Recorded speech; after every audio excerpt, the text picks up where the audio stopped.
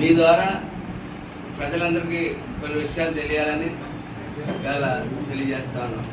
మొట్టమొదటి భారతదేశ చరిత్రలోనే ఎన్నడూ జరగని విధంగా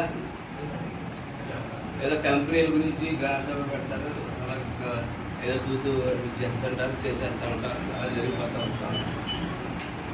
ప్రజల అవసరాల కోసం, ప్రజల కోసం రేపు 23వ తారీఖుని ముఖ్యమంత్రి చంద్రబాబు నాయుడు గారు ఆదేశాల మేరకు ఉప ముఖ్యమంత్రి పవన్ కళ్యాణ్ గారు ఆయన డ్రీమ్ గ్రామ స్వరాజ్యం రావాలా, గ్రామంలో సమస్యలు తెలుసుకోవాలా అన్న దాన్ని ప్రధాన అంశంగా పెట్టుకుని రేపు రాష్ట్ర వ్యాప్తంగా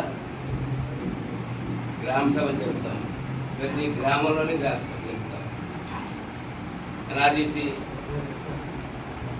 ఉపాధి హామీ ప్రకారం ప్రతి ఒక్కరికి ఉపాధి జరుగుతుందా లేదా, అది ఎట్లా జరుగుతూ ఉంది, మరి ఇతర అంశాలు ఏవైతే ఉన్నాయో ఇతర అంశాలు కూడా ప్రతి ఒక్కటి ప్రభుత్వం దృష్టిలో తీసుకుని ఆ సమస్యలు ఎంతవరకు పరిష్కరించాలి, శాశ్వత సమస్యలు, శాశ్వత సమస్యలు, తాత్కాలిక సమస్యలు, తాత్కాలిక సమస్యలు, ఇటువంటివన్నీ చేయడానికి మొట్టమొదటిసారిగా రాష్ట్ర వ్యాప్తంగా ప్రతి గ్రామంలోని కూడా ఇవాళ జరుగుతుంది. సుమారు మనకి 46 గ్రామాలు ఉన్నాయి.